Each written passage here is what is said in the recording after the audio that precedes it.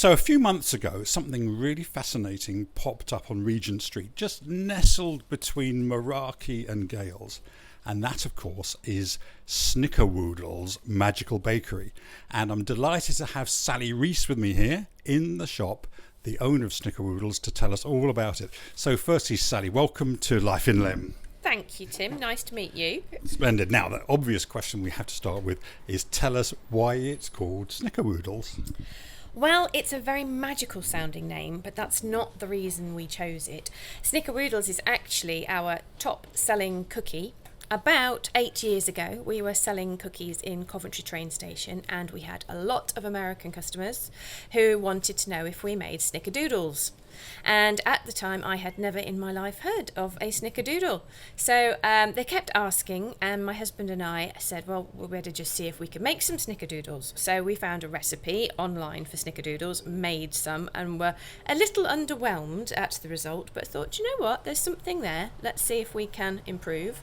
So we tweaked and changed and did various things with it, and came out this cookie that we thought that's really nice. So we took it to Coventry train station and said to our American customers, we haven't got you a snickerdoodle, but we've got our version of a snickerdoodle. What do you think? And they absolutely loved it. So then we did an Instagram poll and said, we can't call it a snickerdoodle because it is not a snickerdoodle, and we're wicked cookies. So we were either going to call it a snickerwoodle or a snickerwookie. And we did the poll, and they actually, by one vote, Snickerwoodles won. And then we trademarked the name, and bingo, Snickerwoodles was born.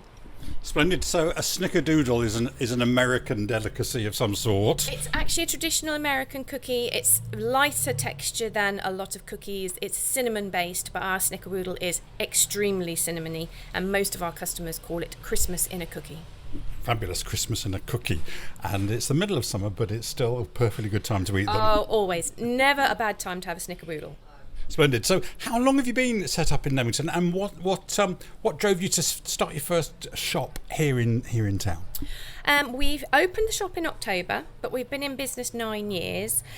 So we were looking at opening a shop for quite some time. And then about a year and a half, 2 years after that, I was walking along just as they were putting out the sign outside here. And I went, oh my goodness, I think it's a sign.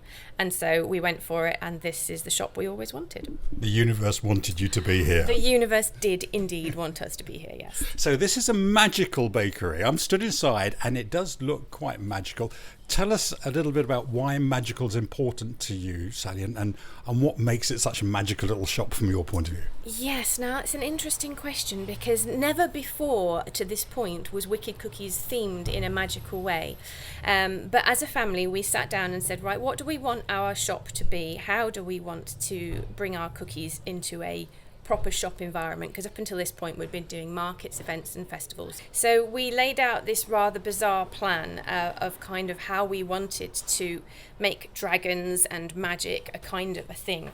And then we all sat down in our lounge and we went, are we absolutely raving bonkers? Do we think people are going to think we've totally lost the plot?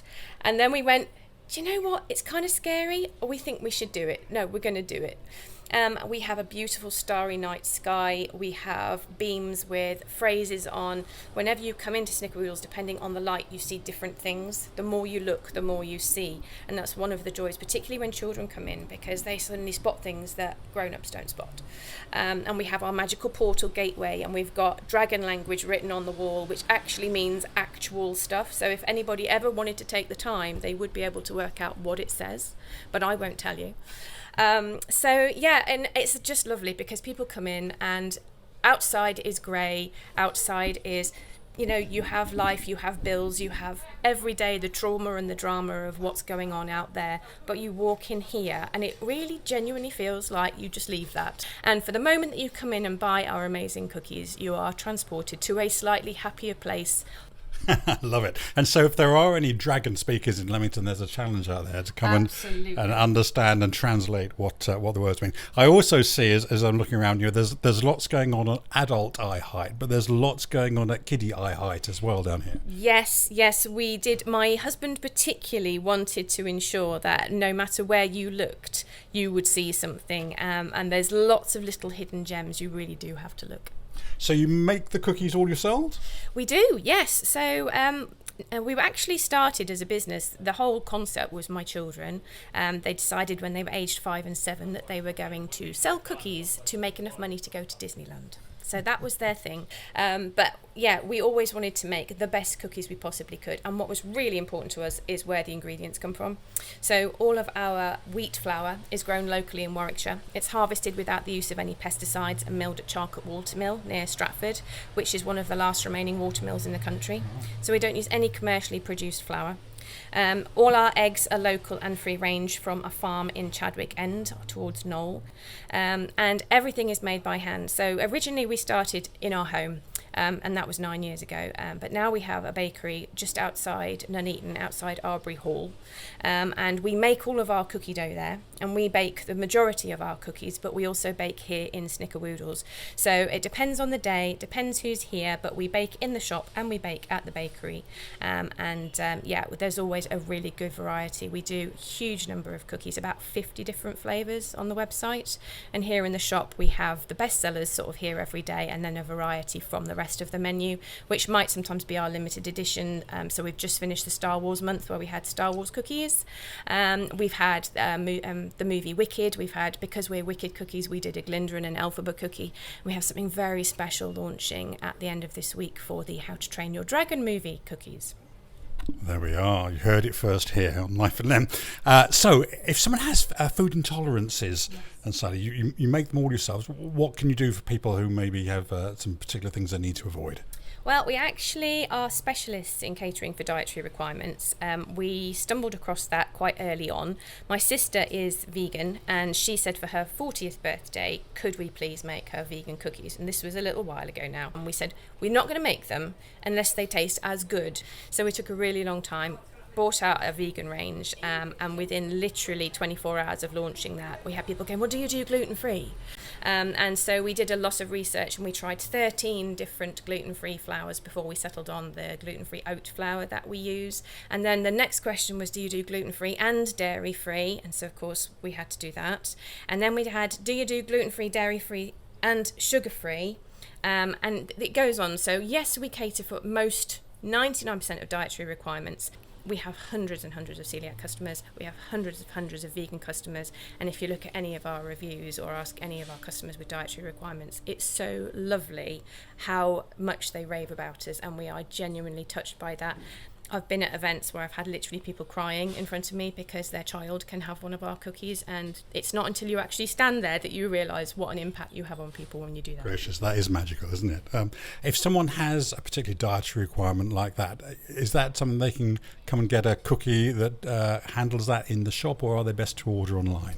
They can do both. We always stock here at the shop a full range of our vegan, gluten-free, dairy-free, nut-free, soy-free cookies, and online they can order especially for delivery, so they can choose whatever they like. We bake fresh, they can be delivered within 24 hours of coming out of the oven, or we do a click and collect service as well. Speaking of someone who could lose a pound or two, you don't do any calorie-free cookies, I suppose?